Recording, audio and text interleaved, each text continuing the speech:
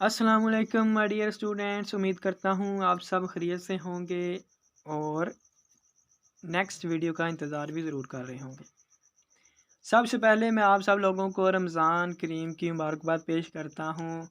आज है तीसरा रोज़ा और मेरा रोज़ा है और कमेंट में भी जिसका रोज़ा है सच सच बताना है, झूठ नहीं बोलना।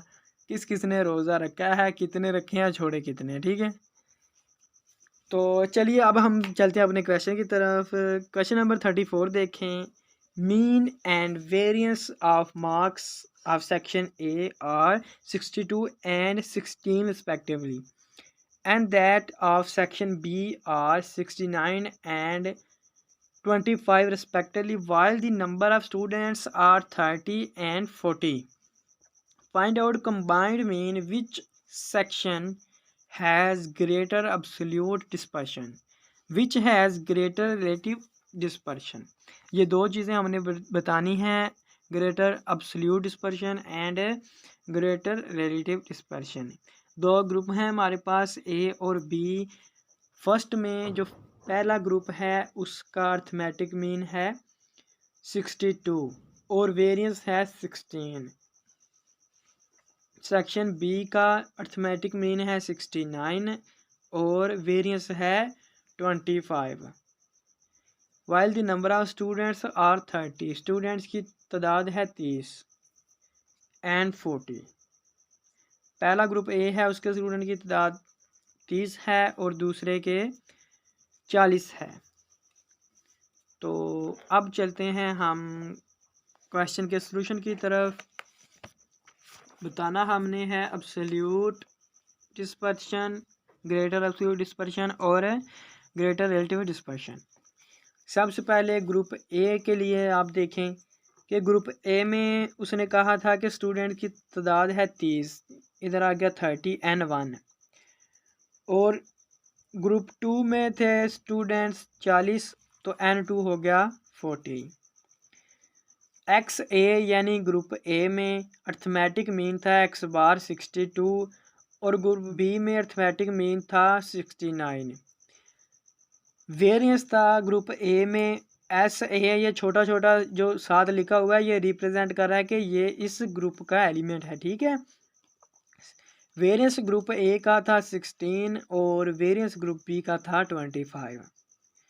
स्टैंडर्ड डेविएशन इसका अंडर रूट ले लेंगे तो स्टैंडर्ड डेविएशन आ जाएगी, इसका भी अंडर रूट लेंगे तो स्टैंडर्ड डेविएशन आ जाएगी। अब हम कंबाइंड अर्थमेटिक मीन निकालेंगे जिसकी मदद से हमें पता चल जाएगा ग्रेटर एब्सोल्यूट डिस्पर्शन।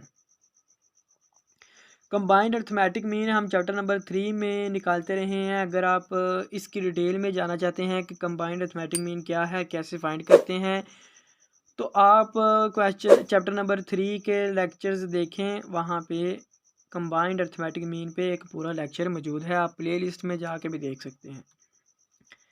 तो combined arithmetic mean x bar सी, इसका मतलब है कंबाइंड अर्थमेटिक मीन। इसका फार्मूला कुछ इस तरतीब से होता है कि जितने हमारे पास एलिमेंट हो उतनी हम इधर ऊपर लिख लेते हैं सब की तादाद। यानी इसमें हमारे पास दो एलिमेंट हैं, एक दो ग्रुप हैं ए और बी, उनके अंदर दो दो ही एलिमेंट हैं। यानी एक्स की वैल्यूज़ एक एक है तो दो होगी, टोटल एक एन की है।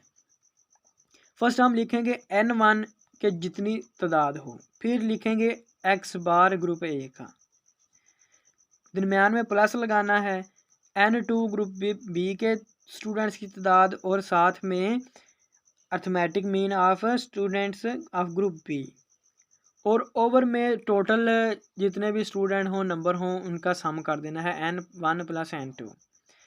तो इधर वैल्यूज़ लगा दी हमने और ओवर में भी लगा दी। कैलकुलेटर की मदद से आपने इसे सॉल्व कर लेना है, आपके पास आंसर 66 आना चाहिए। ये हमने निकाला है कंबाइंड अर्थमेटिक मीन या कंबाइंड मीन। अब हम नीचे लिखते हैं since standard deviation of B is greater than standard deviation, ये जो हमने स्टैंडर्ड डेविएशन निकाली थी, ऑफ स्टैंडर्ड डेविएशन ए, यानी स्टैंडर्ड डेविएशन बी है वो बड़ी है स्टैंडर्ड डेविएशन ए से। So this section B has greater absolute dispersion. ठीक हो गया।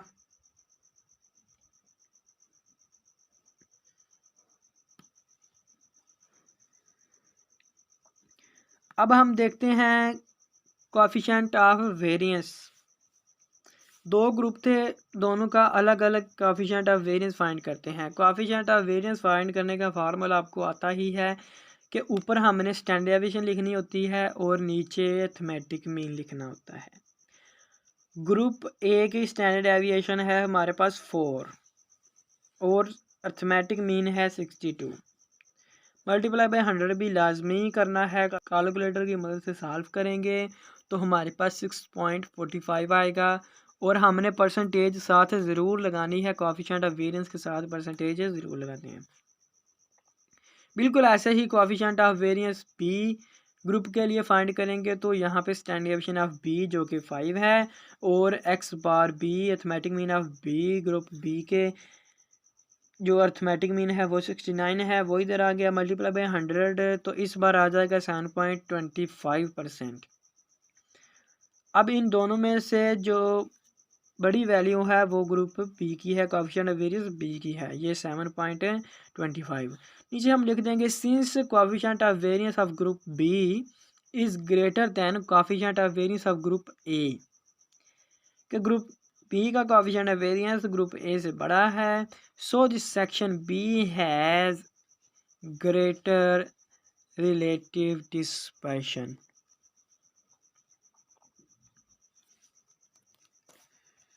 क्वेश्चन नंबर 34 कंप्लीट हो गया है।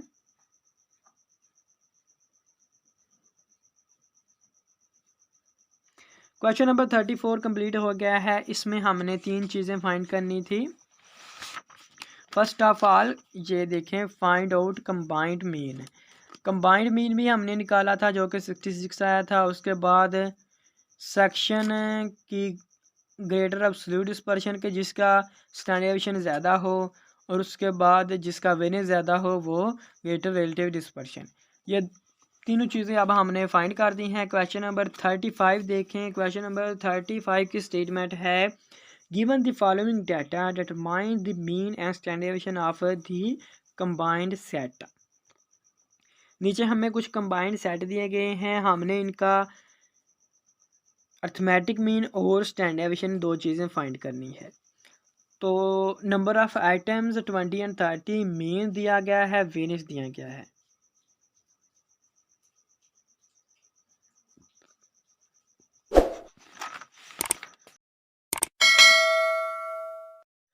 तो स्टूडेंट्स अब हम आ गए हैं क्वेश्चन नंबर 35 की सॉल्यूशन की तरफ। तो आप जानते हैं कि हमने बुक में पढ़ा था कि फर्स्ट आइटम्स की तादाद यानी N1 वो 25 थी और सेकंड आइटम्स की तादाद 30 थी। ये देखें इधर 20 एंड 30, तो इसे N1 और N2 से रिप्रेजेंट कर लिया। मीन यानी ये अरिथमेटिक मीन ही होता है। फर्स्ट मीन एक्स बार 1 वो 25.2 है और सेकंड 21.5 है, इसे एक्स बार 2 लिख लिया।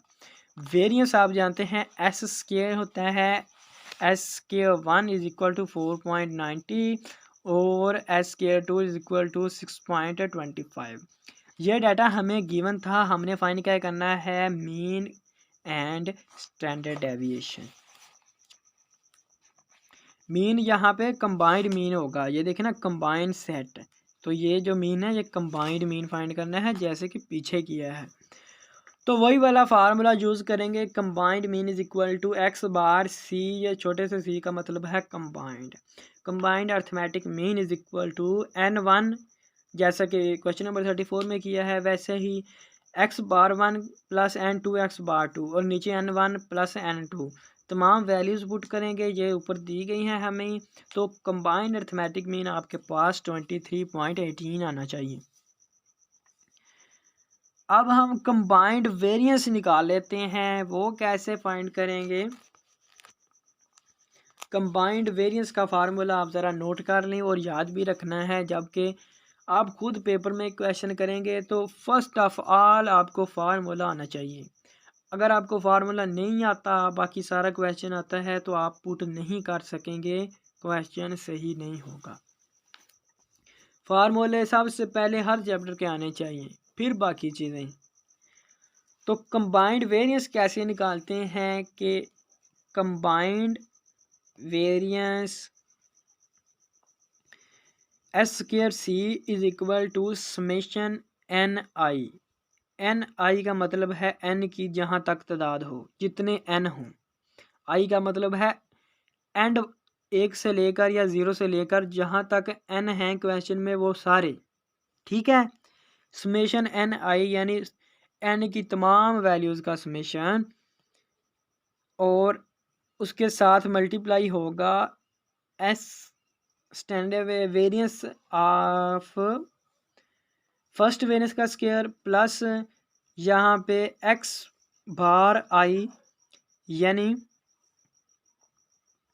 जो हमारे पास है ये अर्थमेटिक मीन, और माइनस एक्स बार सी ये है कंबाइंड मीन, और इन दोनों का स्क्वायर ऊपर लिख लेना है और ओवर में लिखना है समेशन एन आई। अब ये जनरल फार्मूला है, इसलिए आपको अच्छी तरह समझ नहीं आएगी। मैं आपको नीचे समझाता हूँ कि ये सीन क्या है। अब जो समेशन एन आई था, इसका मतलब है कि सबसे पहले हमने एन अपना देखना है कितने हैं। एन हमारे पास एन 1 है और 2 है, तो यहाँ पे फर्स्ट ऑफ ऑल आई की जगह 1 आ जाएगा, समेशन एन आई की जगह एन 1 आ गया, और उसके बाद एस 1 स्क्वायर वैसे ही रहेगा। एक्स आई की जगह हमारा पहला एक्स बार आ जाएगा जो कि 25.2 है, यहाँ आ गया, माइनस कंबाइंड अर्थमेटिक मीन जो कि हमने 23.18 फाइंड किया था, वो इधर आना है। अब हमारे पास थे 2 एन, पहला तो कंप्लीट हो गया है। अब सेम प्रोसेस दूसरे वाले एन के लिए भी करना है। समेशन एन आई की जगह अब एन 2 आ जाएगा, प्लस ज़रूर लगाना है।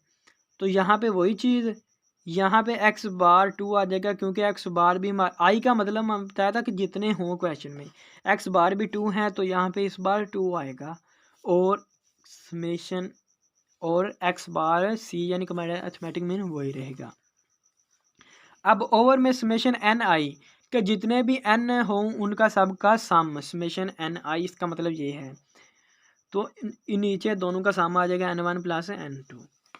अब तमाम वैल्यूज़ पुट कर दी, इधर 25 आ गया n की जगह, n1 की जगह, इधर स्टैंडर्ड डेविएशन वेरिएंस आ गया, वेरिएंस है 4.19, इधर आ गया फर्स्ट एक्स बार, इधर आ गया कंबाइंड अर्थमेटिक मीन, इधर n2 आ गया, इधर भी सेकंड जो है हमारा वेरिएंस वो आ गया, और इधर सेकंड अर्थमेटिक मीन आ गया, इधर कंबाइंड अर्थमेटिक मीन वही रहेगा। नीचे दोनों का सम कर देंगे। कैलकुलेटर की मदद से आप इसे सॉल्व करेंगे। ध्यान से सॉल्व करना है कि आपका आंसर कंबाइंड वेरिएंस 9.0306 आना चाहिए, ठीक है। अगर इन पॉइंट्स में ये जो 9.03, इसके बाद जो ये 06 है, यहाँ अगर 8 आ जाता है या 4 आ जाता है, वो आपने ज़्यादा उसे सीरियस नहीं लेना। पॉइंट के 2 हिस्से या बाद आपके बिल्कुल ठीक होने चाहिए, उसके बाद थोड़ा बहुत फ़र्क लग जाता है, वो ज़्यादा मसले की बात नहीं है, क्वेश्चन गलत नहीं तस्लीम किया जाता। बहरहाल 9.02 2 हिस्सों तक बिल्कुल ठीक होना चाहिए आपका। अब कंबाइंड वेरिएंस तो हमने फाइंड कर लिया है। कंबाइंड वेरिएंस हमारे पास आ जाएगा 9.0306, और इसके बाद हमने कंबाइंड स्टैंडर्ड डेविएशन फाइंड करनी है। कंबाइंड स्टैंडर्ड डेविएशन कैसे फाइंड करते हैं कि आपको पता है कि वेरिएंस का अगर स्क्वायर रूट ले लें तो वो स्टैंडर्ड डेविएशन आ जाती है। कंबाइंड वेरिएंस ये था, तो इसका स्टैंडर्ड स्क्वायर रूट लेंगे तो कंबाइंड स्टैंडर्ड डेविएशन बन जाएगी। 9.0306 का हमने अंडर रूट लिया, तो हमारे पास अप्रॉक्सीमेटली तकरीबन 3 आ गया, 0.306 ये हमने छोड़ दिए। अब हम देखते हैं जी हमारा आंसर क्या है। क्वेश्चन नंबर था 35, 23.18 बिल्कुल ठीक है, ये है कंबाइंड अर्थमेटिक मीन, और कंबाइंड स्टैंडर्ड डेविएशन ये वाली 3 ही आई है। क्वेश्चन नंबर 35 तो हो गया। अब आई है क्वेश्चन नंबर 36 की। क्वेश्चन नंबर 35 मैंने आपको करके दिखाया है। क्वेश्चन नंबर 36 आप मुझे करके दिखाएंगे। आप मुझे कैसे दिखा सकते हैं सॉल्व करके? आप मुझे व्हाट्सएप कर सकते हैं और इंस्टाग्राम पे भेज सकते हैं अपना टेक्स्ट, और फेसबुक पेज भी है और फेसबुक आईडी का लिंक भी मैंने दिया है, और टिकटॉक भी है। ज़रूर चेक कीजिएगा। फॉलो, लाइक, शेयर, कमेंट बिल्कुल अपनी दिल से करने हैं, ठीक है।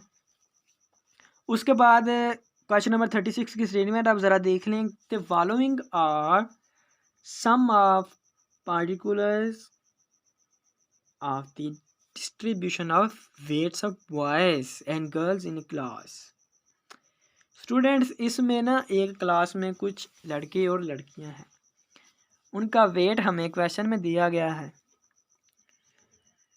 तो हमने बताना क्या है, find arithmetic mean and standard deviation of boys and girls taken together. अब यहाँ पे एक लफ्ज़ आ गया है टेकन टुगेदर। टेकन टुगेदर का मतलब क्या है, इकट्ठा, और कंबाइंड का मतलब क्या होता है, इकट्ठा। तो आपने इससे समझना है कि इसमें जो बात कर रहे हैं ना वो कंबाइंड ही बात कर रहे हैं। तो इसमें जो अर्थमेटिक मीन होगा वो भी कंबाइंड अर्थमेटिक मीन होगा, और स्टैंडर्ड डेविएशन होगा वो भी कंबाइंड होगा।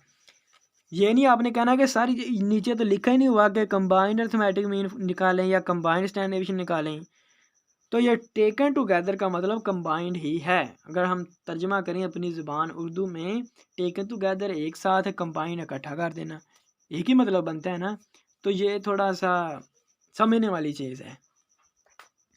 अब देखें, नंबर ऑफ़ बॉयज़ कितने हैं, 100, जबकि नंबर ऑफ़ गर्ल्स हैं वो 50 हैं। मीन वेट मतलब एवरेज वेट, एक्स बार आप इसे लिखेंगे।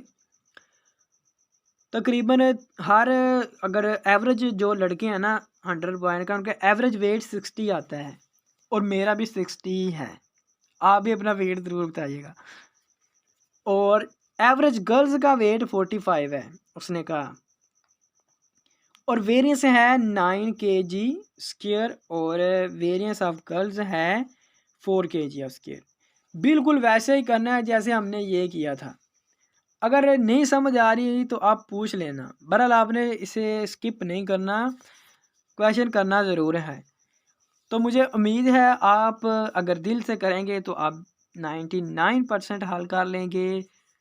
दुआओं में याद रखिएगा, और अल्लाह ताला आपको रमज़ान की खुशियाँ नसीब करे। खुदा हाफिज़। अपनी दुआओं में याद रखिएगा, अपना ख्याल रखिएगा।